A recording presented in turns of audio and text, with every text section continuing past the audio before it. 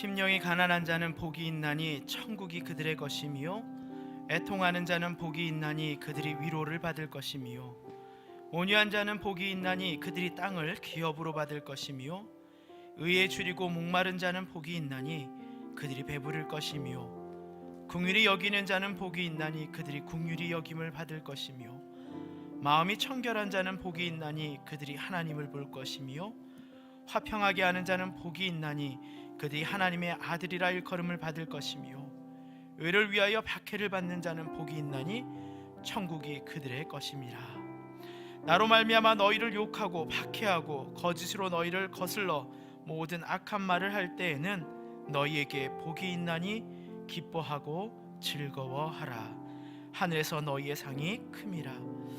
주님, 참으로 감사합니다. 이 어렵고 힘든 시대에도 하나님이 또 우리를 부르시고 주님의 자녀 삼으시고 아버지의 말씀 가운데 거하며 아버지께 순종하며 나아갈 때마다 거부할 수 없는 하나님의 큰 은혜로 우리의 삶을 붙들어 주시고 이끌어 주시니 참으로 감사합니다. 이 어렵고 힘든 시대에 더욱더 주님의 은혜와 위로와 주님의 보호하심을 우리가 간구하오니, 때마다 부어주시는 주님의 놀라운 은혜로 우리가 다시금 살아나게 하시고 이기게 하시고 견디게 하여 주시옵소서.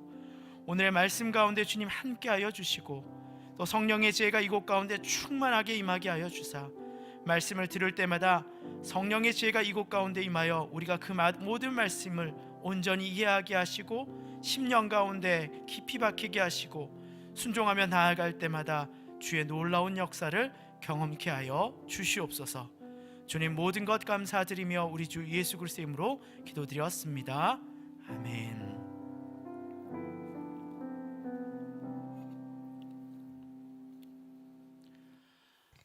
월요중보 기도회에 오신 여러분 모두를 환영합니다. 2021년 1월달 첫 월요중보 기도회를 저희가 함께 드리게 됩니다. 오늘 말씀은 마태복음 5장 1절부터 12절까지의 말씀입니다. 마태복음 5장 1절부터 12절까지의 말씀입니다. 네, 함께 읽도록 하겠습니다. 예수께서 무리를 보시고 산에 올라가 앉으시니 제자들이 나아온지라. 입을 열어 가르쳐 이르시되, 심령이 가난한 자는 복이 있나니 천국이 그들의 것이며, 애통하는 자는 복이 있나니 그들이 위로를 받을 것이며, 온유한 자는 복이 있나니 그들이 땅을 기업으로 받을 것이며, 의에 줄이고 목마른 자는 복이 있나니 그들이 배부를 것이며, 긍휼히 여기는 자는 복이 있나니 그들이 긍휼히 여김을 받을 것이며, 마음이 청결한 자는 복이 있나니 그들이 하나님을 볼 것이며, 화평하게 하는 자는 복이 있나니 그들이 하나님의 아들이라 일컬음을 받을 것이며, 의를 위하여 박해를 받는 자는 복이 있나니 그들이 천국이 그들의 것임이라. 나로 말미암아 너희를 욕하고 박해하고 거짓으로 너희를 거슬러 모든 악한 말을 할 때에는 너희에게 복이 있나니 기뻐하고 즐거워하라. 하늘에서 너희의 상이 큼이라.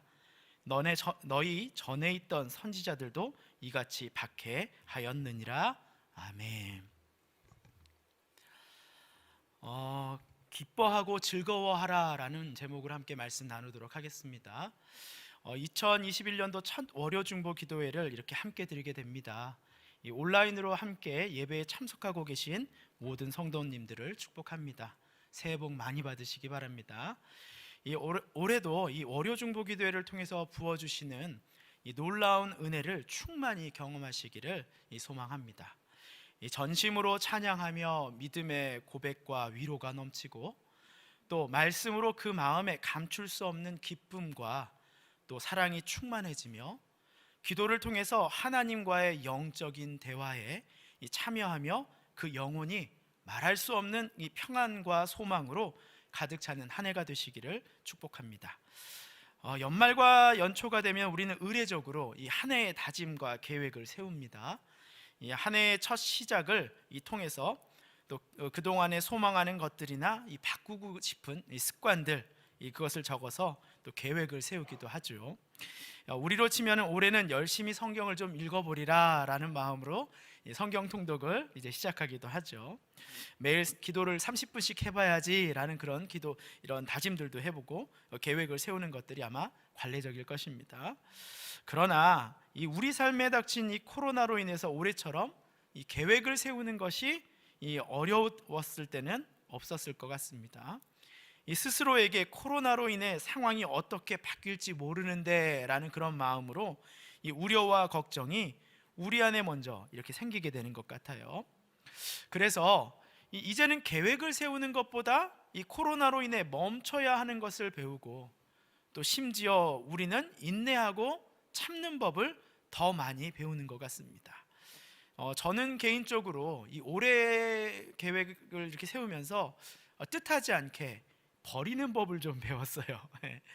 이게 무엇인가를 어떤 일을 추진하는 것보다 이 멈추는 것들이 중요한 것처럼 무엇을 소유하느냐보다도 이 버리는 것들이 참 중요하더라고요. 그래서 그동안 정말 필요 없었던 것들인데 제가 가지고 있었던 것들이 있잖아요. 그런 것들을 버리기 시작했어요. 미니멀 라이프로 가자 이런 마음으로. 그래서 책을 거의 한 2책장 정도 비웠던 것 같아요. 이 책 다 읽어가지고 다 머릿속에 있는 건데 하고 버리고, 전공서적도 뭐 고등학교 중학교까지는 없겠죠.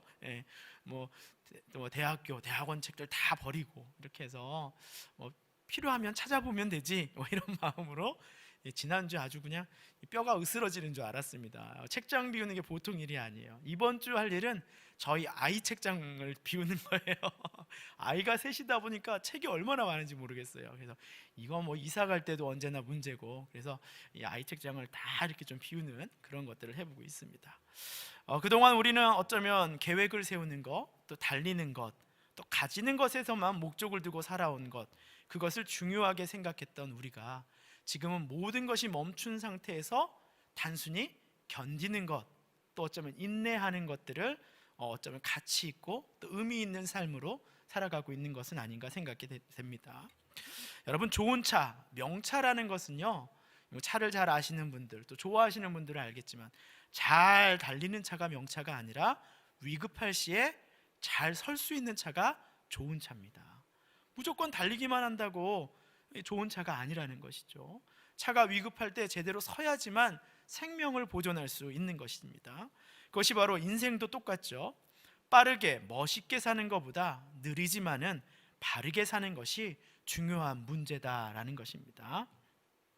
오늘 우리가 보는 본문은 이 팔복의 이야기입니다. 여러분, 팔복 8가지 복이라는 것이죠.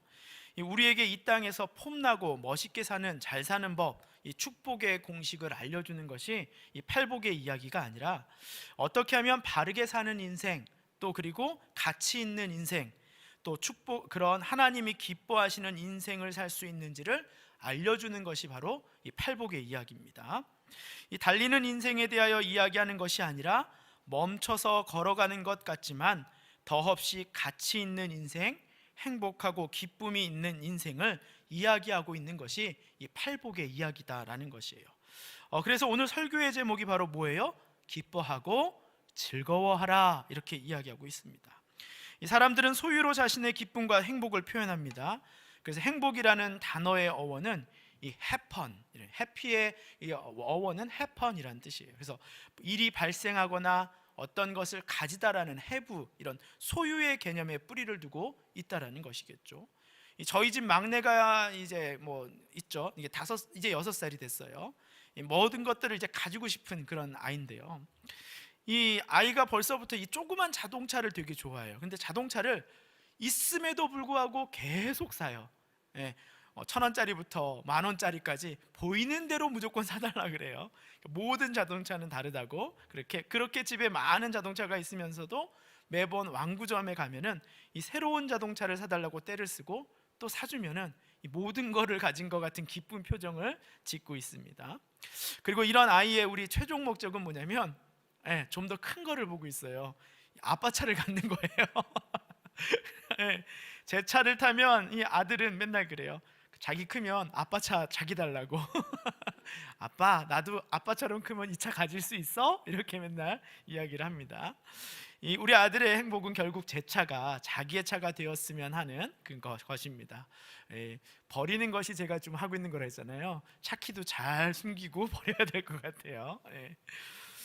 그러나 이 성경은 행복을 이 소유의 개념이 아니라 이 근본적인 기쁨과 즐거움으로 표현을 하고 있어요. 무엇을 가져서 행복한 것이 아니라, 성경에서 이야기하는 것은 가진 것에 가짐으로 인해서 기뻐하는 것이 아니라 하나님은 명령으로서 너희가 이미 행복하다라고 표현하고 있다라는 것이에요. 이 본문은 이 복되다라는 말이 반복되고 있습니다. 뭐뭐한 자는 복되니 이렇게 표현하고 있죠. 근데 이 복이 있다라는 말의 원뜻은요, 그들에게 행운이 있을 것이다, 행복하다, 기쁨이 있다라고 이야기하고 있어요. 이 원문과 영어의 그 표현식을 보면요, 그 의미가 더 확연하게 차이가 나는데요, 본문은 이렇게 말하고 있는 거죠. 너희가 뭐뭐 한다면 뭐뭐한 자는 복이 있을 것이다 라고 얘기하고 있는데, 성경이나 영어나 원문에서는요, 복을 받을 너희여 라고 시작을 하는 거죠. Blessed, 이러한 자들은 복이 있다 이렇게 표현하는 거예요. 명령어로 이야기하고 있는 거예요. 그것은 자녀이니 너희는 복을 받았다라는 명령어로 기록되어 있다라는 것이죠. 그것은 소유의 개념이 아니라는 거예요. 그리고 조건의 개념이 아니에요. 너희가 이렇게 하면 복이 있을 것이다의 개념이 아니라, 이러한 자들 너희는 이미 복을 받은 사람이다, 행복한 사람들이다, 기쁨이 넘치는 사람아, 이렇게 표현하고 있다라는 것이죠. 심령이 가난한 너희는 이미 복을 받은 자들이고 행복한 자들이고 기쁨이 넘치는 자들이다라고 표현하고 있다는 것이에요. 그렇기 때문에 우리는요, 오늘을 살아가며 내가 세상 사람들이 이 행복의 조건이라고 부르는 어쩌면 재산이나 즐거움, 또 풍요, 취미, 또 옷, 여성분들은 가방, 이런 것들도 있겠죠. 그러한 것들을 소유함으로써 이 세상적인 소유에서 주는 행복의 개념과 다르다라는 것이죠. 성경이 복을 받은 자들, 행복한 자들이라고 말하는 자들은 이 본문에서 보면 먼저 심령이 가난한 자들이라고 얘기를 하고 있죠. 여러분, 심령이 가난하다라는 것은 하나님 없이는 삶에 희망이 없다는 영적인 갈급함을 알고 있는 자들을 얘기하는 거예요. 다른 말로 말하면 하나님을 알고 그 자녀된 자들이 바로 행복한 자들이다라고 얘기하는 거예요. 행복한 자들, 기쁨이 넘치는 자들, 너희는 즐거워하는 자들이다, 바로 심령이 가난한 너희들이기 때문이다 라고 성경은 이야기하고 있다는 것이죠. 그것이 바로 변하지 않는 신분이 주는 이 행복에 대한 이야기를 하고 있는 것이죠. 두 번째로 이 행복한 자들은 바로 애통하는 자들이다라고 본문은 이야기합니다. 이 애통이라는 것은 무엇이냐면 자기 자신에 대해서 바라보는 거예요. 자신의 바로 죄에 대한 회개의 간절한 마음이에요. 주님, 제가 바로 죄인입니다 라고 고백하는 그 애통한 마음들, 그러한 자들이 바로 하나님의 위로, 곧 용서를 받는 행복한 자들이다 라고 성경은 이야기하고 있다는 것이에요. 누가복음 5장 8절에 보면 시몬 베드로가 이렇게 이야기합니다. 시몬 베드로가 이를 보고 예수의 무릎 아래 엎드려 이르되 주여 나를 떠나소서 나는 죄인이로소이다 하면서 고백하는 것이 바로 무엇입니까? 애통한 자의 마음이라는 것이죠. 이 세 번째로 온유함이라는 것을 얘기합니다. 성경은 이러한 자들이 행복한 자들인데 온유한 자들입니다.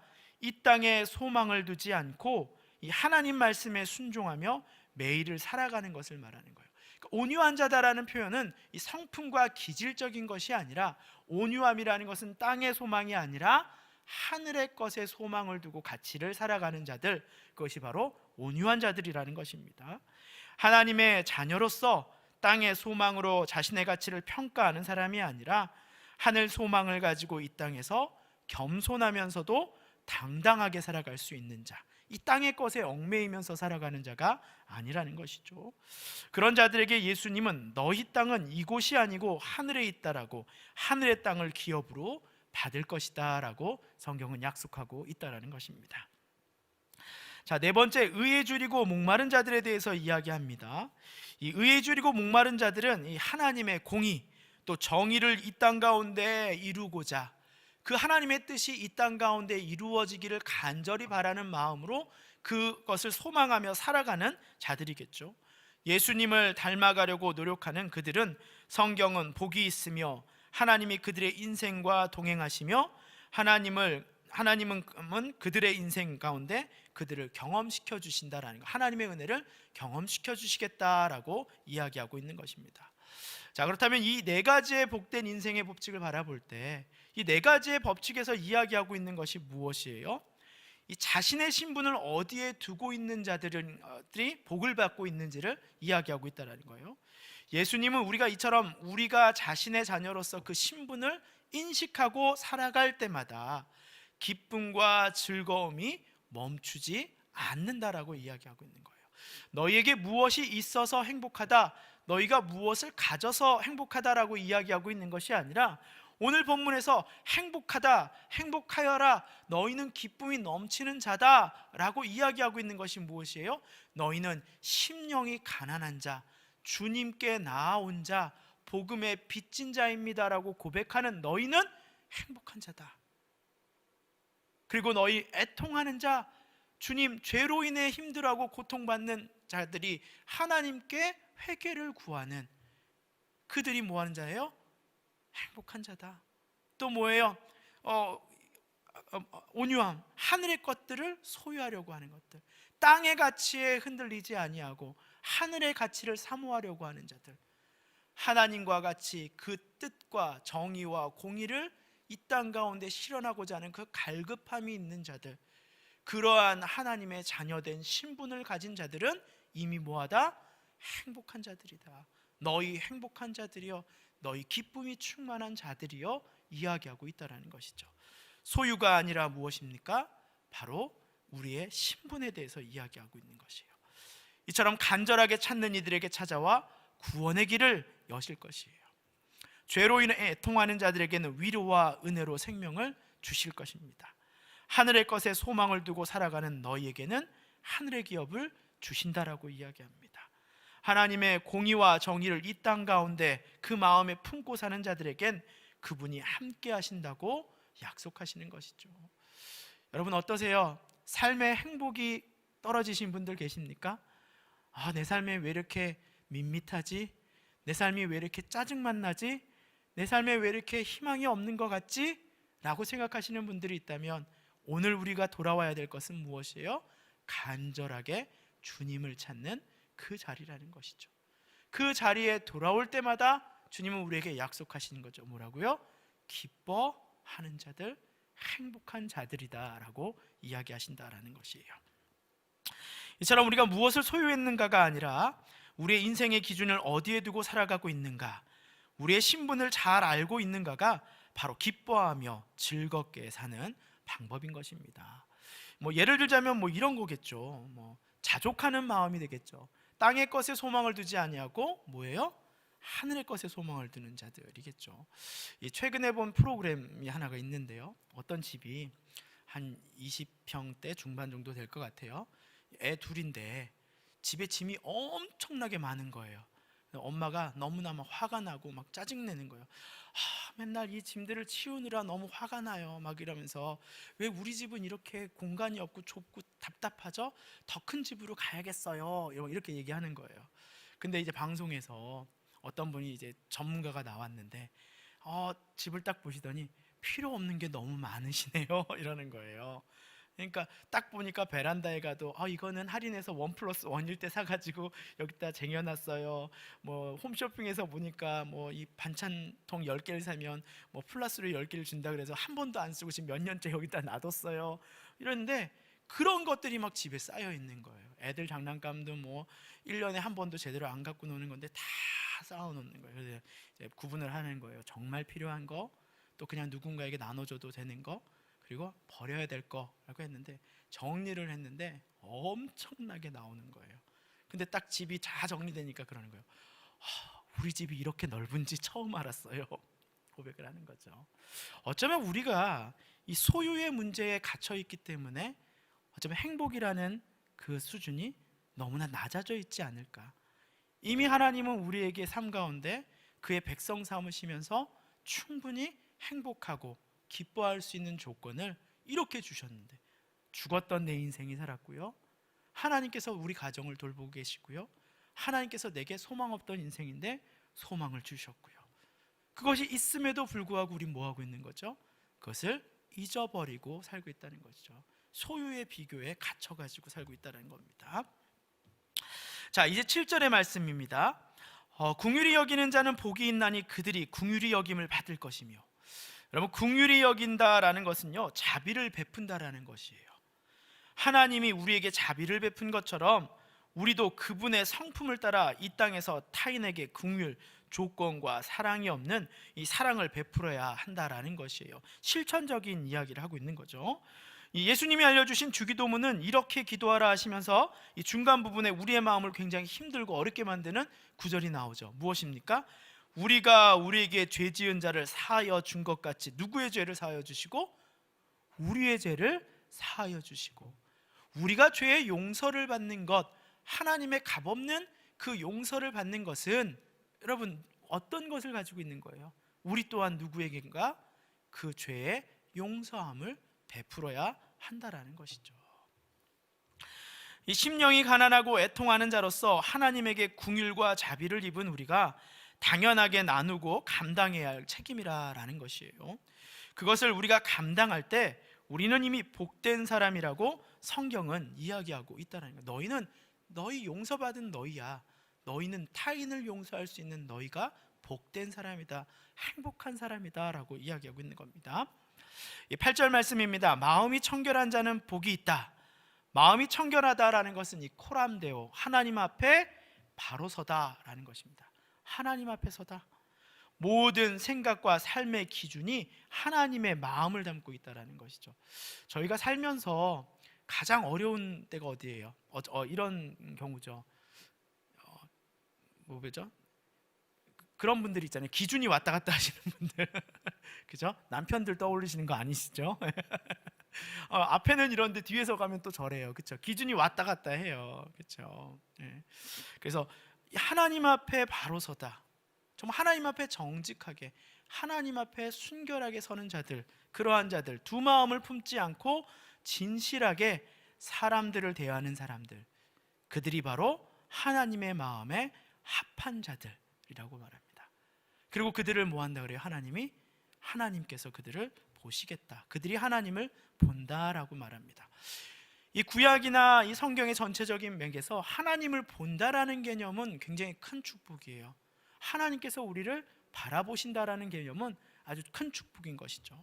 하나님의 얼굴을 돌리신다, 그것은 엄청난 징계인 것이고요. 이 계시록 22장 3절부터 4절을 보면 이런 말씀이 있어요.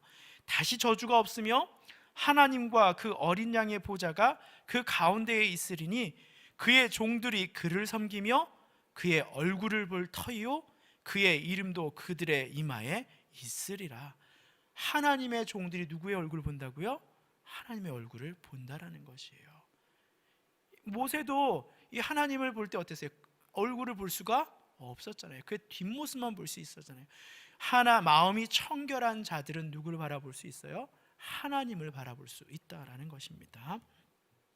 이처럼 하나님을 본다는 표현은 그만큼 가장 하나님과 친밀한 자만이 누릴 수 있는 큰 축복이다라고 말하는 것입니다. 진리의 하나님 앞에 섰을 때도 마음에 거짓이 없으며 그 이마에 그들의 이름이 새겨진다라고 말하는 것이요. 하나님이 그 이름을 잊지 않고 기억하신다라는 것. 마음이 청결하지 않으면 어떨까요? 우리 아이들이 엄마 아빠한테 잘못했어요. 그럼 엄마 아빠 볼 때 어떠죠? 눈 마주칠 수 있어요? 없어요? 없잖아요. 그죠? 하나님을 바라본다. 그들이 하나님을 바라볼 것이요. 하나님 앞에 어린아이와 같이 하나님을 바라볼 수 있는 마음. 하나님은 우리의 모든 것을 다 알고 계시는데 그 눈을 바라볼 수 있는 것이 얼마나 아름답고 기쁜 일인 것입니다. 이제 9절 말씀입니다. 화평케 하는 자는 어떤 것입니까? 화평하게 하는 자, 이런 거죠. 그죠? 형통한 자라고 저는 표현을 해요. 이 평화를 위해서 열심히 일하려고 하는 사람들, 사람들 가운데 서로의 관계를 풀어줄 수 있는 사람, 또 어긋난 질서를 잘 하나님의 질서로 다시 이렇게 회복시키는 자들이라고 말합니다. 그가 속한 자리와 공동체 가운데 평안을 구하려는, 이 회복을 구하려는 사람을 말해요.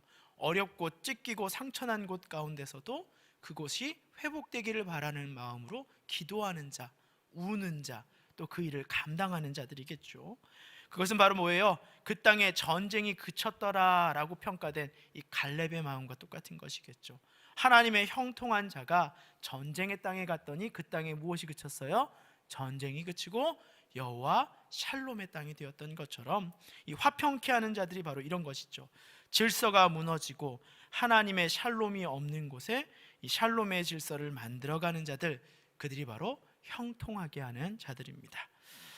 자, 마지막으로 의로 인하여 핍박을 받는 사람들, 하나님의 가치를 지키기 위해 선한 전쟁을 하고 있는 사람들에게 하나님이 그들을 인정하시고 그들이 바로 천국의 백성이라고 말씀하시는 겁니다.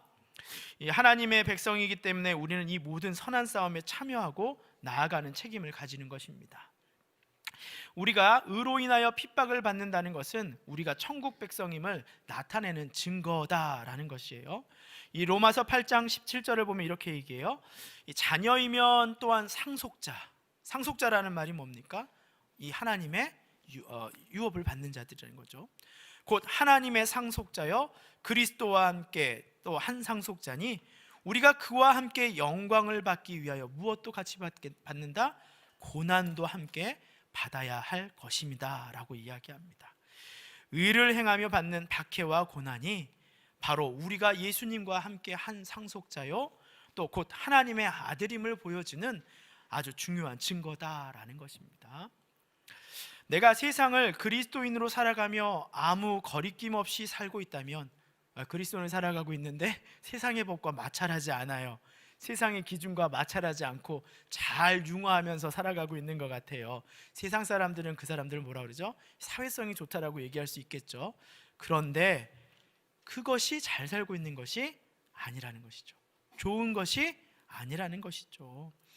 내가 세상 가운데 그리스도의 가치와 또 그리스도의 도를 전하면서 박해를 받는 것, 그것이 바로 뭐예요? 하나님의 아들임을 보여주는 것이다라는 것이에요. 팔복은 우리에게 이미 허락하신 축복을 또한 언급하고 있죠. 이처럼 앞선 네 가지의 복이 우리의 신분과 관련된 것이라면 뒤에 네 가지 복은 사실 우리가 이 땅에서 하나님의 가치를 실천하면서 이 제자도를 지키면서 살아갈 때 경험하게 되는, 그런 얻게 되는 복들을 이야기하고 있습니다. 내가 값없이 용서를 받은 것처럼 이웃을 사랑하고 용납하는 자비와 긍휼을 실천하는 자가 행복을 소유하고 있는 자들이고, 하나님의 마음으로 가득 찬 자들은 하나님의 나라를 그가 볼 것이며, 화평하게 하는 자는 무질서한 세상이 그를 통해 샬롬이 될 것이며, 핍박과 박해는 두려움이 아니라 우리가 하나님의 자녀임을 드러내는 증거이니 즐거워하고 기뻐하라고 말을 합니다. 반주를 해주시면 좋을 것 같아요. 여러분, 설교의 도입부에 제가 여러분에게 올해의 계획을 물어보았죠. 아마 코로나로 인해서 계획을 이전보다 세세하게 세우지 못했다라고 이야기하였습니다. 그런데 우리는 어쩌면 그럼에도 불구하고 내년에는 좀 더 행복해고자 하는 어떤 삶의 기준들을, 또 변화됐으면 하는 것들을 아마 고민했을 것이라 저는 생각을 합니다.